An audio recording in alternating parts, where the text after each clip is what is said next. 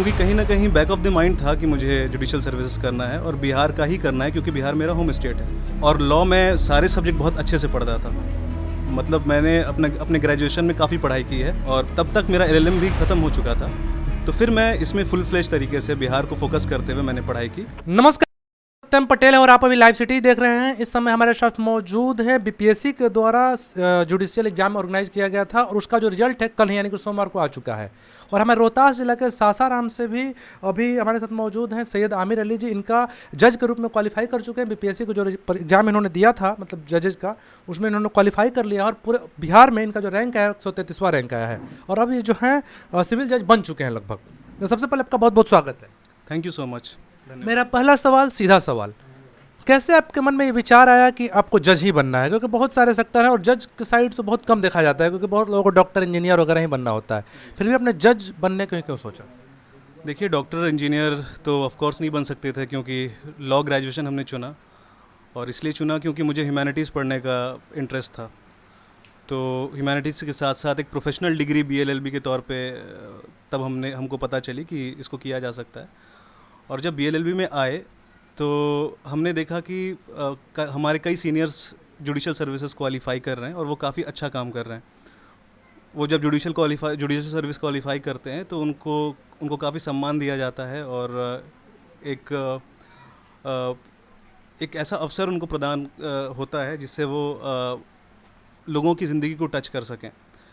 तो शायद यही मोटिवेशन रहा होगा अपने सीनियर्स को देख करके, या जुडिशल सर्विसेज की जो कार्य पद्धति है, जो आप कंट्रीब्यूट कर सकते हैं, उसकी महत्वता को देखते हुए मुझे लगा कि मुझे जुडिशल सर्विस करनी चाहिए।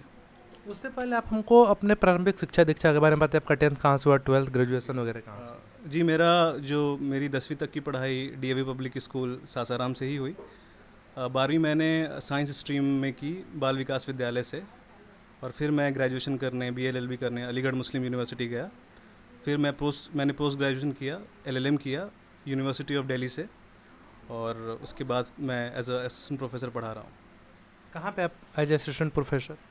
मैं यहीं सासाराम में ही गोपाल नारायण सिंह यूनिवर्सिटी है, वहाँ मैं उनके जो लॉ डिपार्टमेंट है उसमें मैं असिस्टेंट प्रोफेसर के तौर पे कार्यरत हूँ। आप ये बताइए, कब से आप इसकी तैयारी कर रहे थे? मतलब कब से आप इसमें लगे हुए थे कि आपको ये एग्ज़ाम देना है और क्वालिफाई करना और आपको जज बनना है? जी, जज बनने का मन तो 3rd ईयर से ही था, बट फुल फ्लेज वो तैयारी उस टाइम पे नहीं हो सकती थी, या मैंने की नहीं। जब मैं एलएलएम में आया, एलएलएम के 4th सेमेस्टर में था, तब बीपीएससी का ये नोटिफिकेशन आया जुडिशल सर्विसेज का। क्योंकि कहीं ना कहीं बैक ऑफ द माइंड था कि मुझे जुडिशल सर्विसेज करना है और बिहार का ही करना है, क्योंकि बिहार मेरा होम स्टेट है।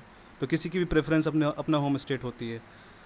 मेरी जीके हमेशा से ठीक रही थी, मुझे पेपर पढ़ने का एक आदत सी है, आज भी हॉबी है। तो और लॉ में सारे सब्जेक्ट बहुत अच्छे से पढ़ता था। मतलब मैंने अपने ग्रेजुएशन में काफ़ी पढ़ाई की है, इस वजह से नहीं कि मुझे क्या करना है, मुझे पढ़ाई में इंटरेस्ट था तो मैं पढ़ता था।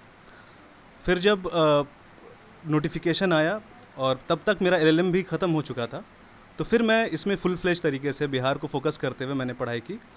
और मुझे बहुत टाइम मिल गया, क्योंकि पेंडेमिक आया, प्री पोस्टपोन हुआ, फिर मेंस सेकेंड वेव में पोस्टपोन हुआ, तो उस दौरान मैंने अपनी पूरी प्रिपरेशन बिहार जुडिशल सर्विसेज की।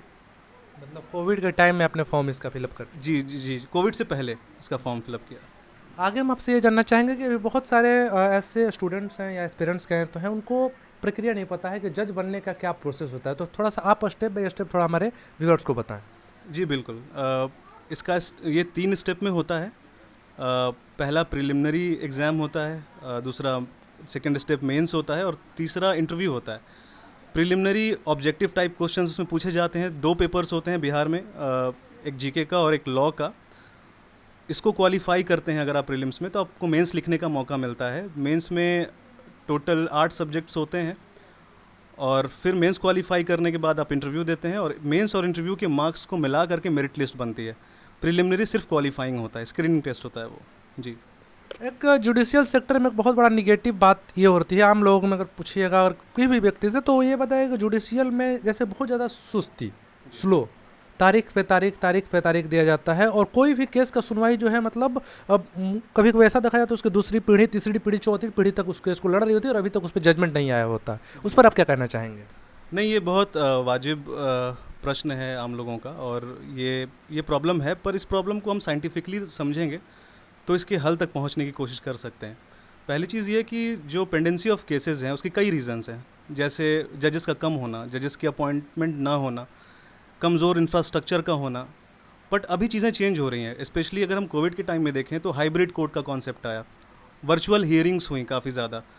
तो जो टेक्नोलॉजी है, जिस तरीके से टेक्नोलॉजी को हमने एम्ब्रेस किया है इवन जुडिशल सेक्टर में, तो एक उम्मीद की किरण दिखती है कि जो बर्डन ऑफ केसेस हैं वो आने वाले टाइम में टेक्नोलॉजी की मदद से हम कम कर पाएंगे। और दूसरा जो पहलू है उसका ये है कि आजकल एडीआर पे बहुत बल दिया जा रहा है, अल्टरनेटिव डिस्प्यूट रेड्रेसल।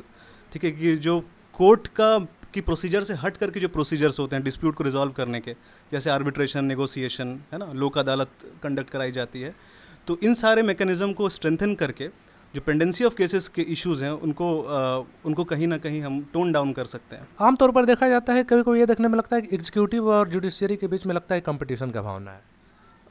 हाँ, ये प्राइमा फेसी कभी लग सकता है, मगर सच्चाई ये है कि देश तभी प्रगति कर सकता है जब ये तीनों, इनफैक्ट चारों, आप भी, जब ये साथ कोऑर्डिनेशन में चलेंगे। कोई एक दूसरे से ऊपर नीचे की कोई भावना नहीं है। एग्जीक्यूटिव का अपना काम है, उनका अपना स्फेयर है, उनकी अपनी इम्पोर्टेंस है, जुडिशरी की अपनी इम्पोर्टेंस है, लेजिस्लेचर की अपनी है, मीडिया की अपनी है।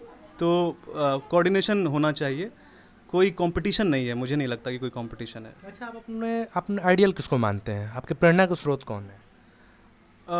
ये कहना मुश्किल है, बहुत सारे हैं। एक प्रेरणा के स्रोत साथ में बैठे हैं, पिताजी, जिन्होंने बहुत विषम परिस्थितियों में सपोर्ट किया मेरी एजुकेशन को। इसके अलावा लॉ में बहुत सारे जजेस रहे, ग्रेट जजेस रहे जो मेरी इंस्पिरेशन रहे, जिन्होंने मुझे जज बनने के लिए प्रोपेल किया। जैसे जस्टिस एच आर खन्ना का हम नाम लें, अभी करंट में देखें तो जस्टिस आरिफ नरीमन, जस्टिस बदर दुर्रेज़ अहमद जो दिल्ली हाई कोर्ट के चीफ जस्टिस रहे, जस्टिस MC छागला जो चीफ जस्टिस रहे बॉम्बे हाई कोर्ट के। तो इस तरह के अनेक लॉयर्स, नानी पालखीवाला की हम बात करें, तो इस तरह के बहुत सारे स्रोत रहे जिनसे हमने सीखा है, और जिनकी क्वालिटी को हम इम्बाइब करना चाहते हैं। अच्छा, आपके मम्मी पापा भी क्या करते हैं? मम्मी होम मेकर हैं और पिताजी एक कंस्ट्रक्शन कंपनी में काम करते हैं। कंस्ट्रक्शन कंपनी में काम करते हैं। अच्छा, जाते जाते आखिरी सवाल मेरा आपसे रहेगा कि कॉलेजियम सिस्टम आप लोगों में बहुत ज़्यादा चलता है, अब तो आप जज बन चुके हैं, तो कॉलेजियम सिस्टम में जैसे कि उस कॉलेजियम सिस्टम से जो जजों की नियुक्ति होती है, और आज भी जिस टाइम हम का इंटरव्यू कर रहे हैं, इसी सुबह ही खबर आई कि जो चीफ जस्टिस ऑफ इंडिया है उन्हें 18 नवंबर तक इनका कार्यकाल है, और उन्हें भी कॉलेजियम सिस्टम से, यानी उनके पिताजी भी चीफ जस्टिस रह चुके थे। तो ये कॉलेजियम सिस्टम क्या सही है? क्योंकि आप तो एग्जाम देकर क्वालिफाई करके आ रहे हैं, लेकिन आमतौर पर बहुत सारे जगह पे देखा जाता है कॉलेजियम सिस्टम से ही जजों की नियुक्ति हो रही है। इस पर कई सवाल भी उठते आए हैं, इस पर आपका? नहीं, सवाल बिल्कुल उठे हैं, और इस सवाल के निवारण में पार्लियामेंट ने संशोधन भी पास किया था संविधान में, जिसमें इंजैक का प्रावधान लाया गया था, national judicial appointment commission, but उसको निरस्त कर दिया था सुप्रीम कोर्ट ने। सुप्रीम कोर्ट के अपने रीजंस थे। क्या होना चाहिए, क्या नहीं होना चाहिए, मेरे पास अपने विचार तो हैं, बट ये पॉलिसी मैटर है, इसलिए मैं चाहूँगा कि मैं इस पर कमेंट ना करूँ। तो अभी आप सुन रहे थे सैयद आमिर अली जी को, ये जिला कहते हैं तो सिविल जज बन चुके हैं। ऐसी खबरों के लिए बने लाइव स्टडी के साथ बहुत बहुत धन्यवाद।